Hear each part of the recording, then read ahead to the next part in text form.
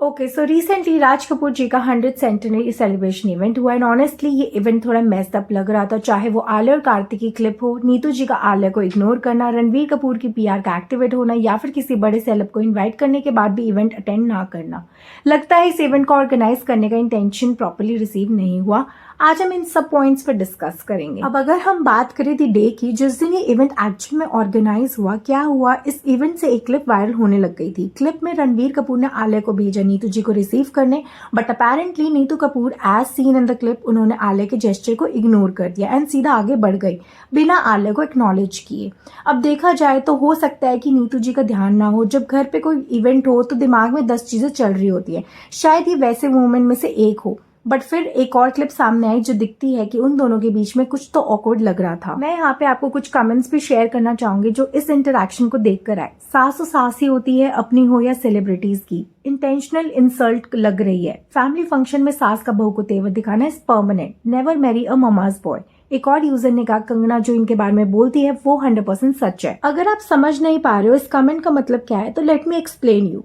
कंगना ने एक बार इनडायरेक्टली आलिया और रणवीर के अगेंस्ट एक स्टोरी डाली थी जो काफी रूड लग रही थी। काफी मीडिया पोर्टल्स ने इसे पब्लिश किया और आर्टिकल्स में ऐसा लग रहा था कि ये स्टोरी उन दोनों के अगेंस्ट थी। इन अनदर न्यूज, अ फर्जी हस्बैंड वाइफ जोड़ी who live on separate floors and pretend to be a couple are spreading fake news about movie announcements which aren't being made, also calling a brand owned by Myntra their own.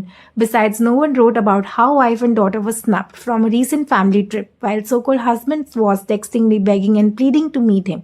This fuzzy जोड़ी needs to be exposed. ये post थोड़ा सा rude था। अब क्योंकि हम आलिया और नीतू जी की बात कर रहे हैं तो ये पहली बार नहीं हुआ कि उनका वियर्ड इंटरेक्शन कैप्चर हुआ हो। एनिमल मूवी की स्क्रीनिंग के टाइम पे क्लिप वायरल हुई थी जो दोनों के बीच की ऑकवर्ड वाइब्स दिखाती थी। इंटरेस्टिंगली मुझे वहां आलिया और नीतू से ज्यादा ऑकवर्ड आलिया के उनके डैड महेश भट्ट लग रहे थे। लेकिन ये भी सच है कि नीतू जी कभी कभी आलिया को सपोर्ट करती हुई भी दिख रही है। जैसे रिसेंटली पेरिस में जो आलिया एक लॉरियल इवेंट के लिए गई थी, नीतू जी उनके सपोर्ट के लिए वहां पे थी।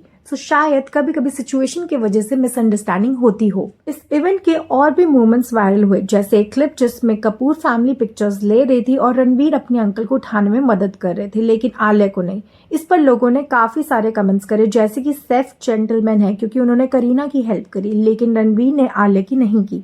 ऑनेस्टली मुझे तो ये डिस्कशन काफी चाइल्डिश लगा, लेकिन इंटरनेट है तो हर बात का मुद्दा बनता ही है। अब अगर हम यहाँ पे गेस्ट की बात करते हैं, इवेंट में नोटेबल नेम्स है जैसे कि विक्की कौशल, कार्तिक आर्यन, आदित्य रॉय, अनुपम खेर। लेकिन जितनी पीआर हुई थी उस हिसाब से लोग एक्सपेक्ट कर रहे थे कि शाहरुख खान या फिर अंबानी जैसे बड़े नेम शायद होंगे। ये इवेंट जितना हाइप था, आउटकम उसके बराबर का भी नहीं था। राज कपूर जी का 100th सेलिब्रेशन के लिए कुछ यूनिक या फिर इम्पैक्टफुल मूवमेंट्स देखने को नहीं मिले।